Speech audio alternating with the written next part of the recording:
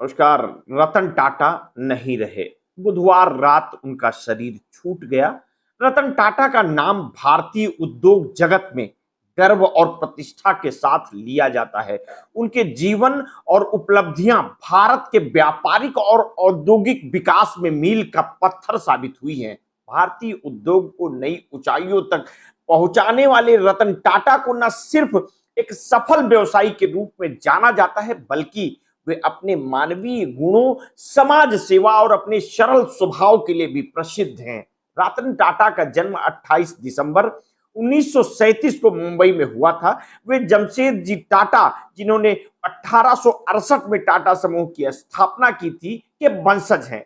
रतन टाटा के पिता का नाम नवल टाटा था, जिन्हें टाटा परिवार ने गोद लिया था। उनकी मां का नाम सोनू टाटा था। बचपन में ही रतन के माता पिता का तलाक हो गया था, जिससे रतन और उनके भाई का पालन पोषण उनकी दादी नवाजबाई टाटा ने किया था। रतन टाटा के छोटे भाई का नाम जिमी टाटा है। उनके छोटे भाई का जीवन हालांकि कम सार्वजनिक रहा, फिर भी उनका परिवार का एक गहरा संबंध है। उन्होंने अपनी शुरुआती शिक्षा मुंबई के कैंपियन स्कूल में पूरी की। 1975 में रतन टाटा ने हार्वर्ड बिजनेस स्कूल से एक एडवांस मैनेजमेंट प्रोग्राम भी किया, जिसने उनके व्यावसायिक दृष्टिकोण को और समृद्ध किया। रतन टाटा का करियर टाटा समूह में 1961 में शुरू हुआ था, जब उन्होंने टाटा स्टील के शॉप फ्लोर पर काम करना शुरू किया। ये एक असाधारण बात थी कि वे टाटा स्टील जैसी बड़ी कंपनी के कामकाज को समझने के लिए सबसे निचले स्तर से शुरुआत करने के इच्छुक थे। शुरुआती दिनों में उन्हें कई चुनौतियों का सामना करना पड़ा, लेकिन उन्होंने कठिन परिस्थितियों से सीखते हुए अपने नेतृत्व गुणों का परिचय दिया। 1991 में जेआरडी टाटा के टाटा समूह के चेयरमैन पद से इस्तीफा देने के बाद रतन टाटा को टाटा समूह का चेयरमैन नियुक्त किया गया।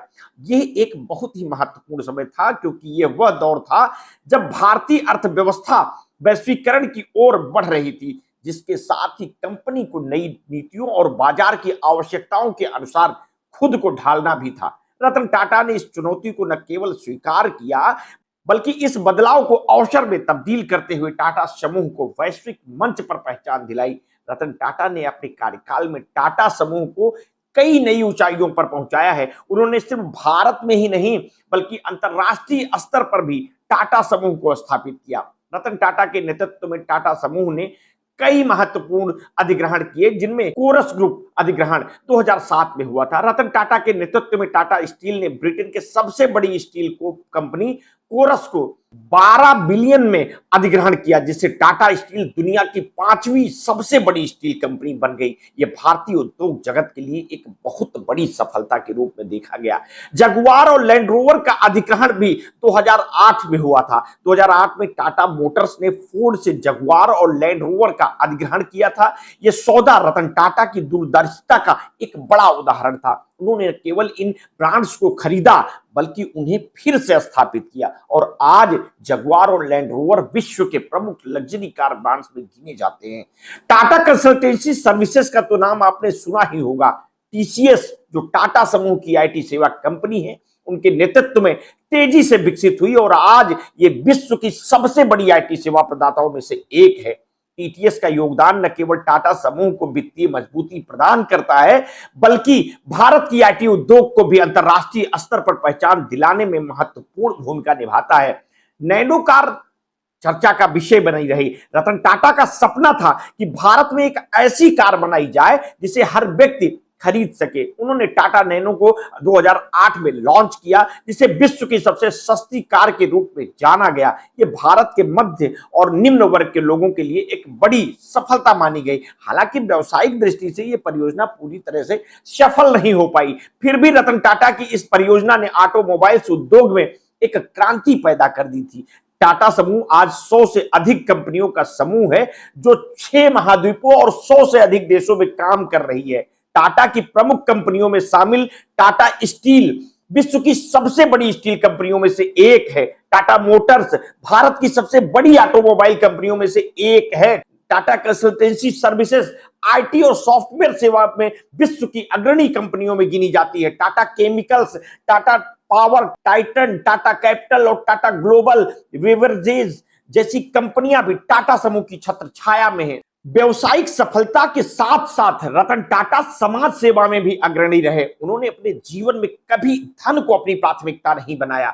वे अपने लाभ का बड़ा हिस्सा समाज की सेवा, परोपकार के कार्यों में लगाते हैं। टाटा समूह की कई परोपकारी संस्थाएं जैसे टाटा ट्रस्ट शिक्षा, स्वास्थ्य और सामाजिक कल्याण के क्षेत्र में उल्लेखनीय कार्य कर रही है। रतन टाटा की मानवीय पहल में से एक प्रमुख उदाहरण टाटा मेमोरियल हॉस्पिटल है, जो कैंसर उपचार के लिए एक प्रमुख संस्थान है। इसके अलावा उन्होंने देश में शिक्षा और स्वास्थ्य सेवाओं को बेहतर बनाने के लिए कई योजनाओं में अपना योगदान दिया। रतन टाटा के जीवन में कई उतार चढ़ाव भी आए।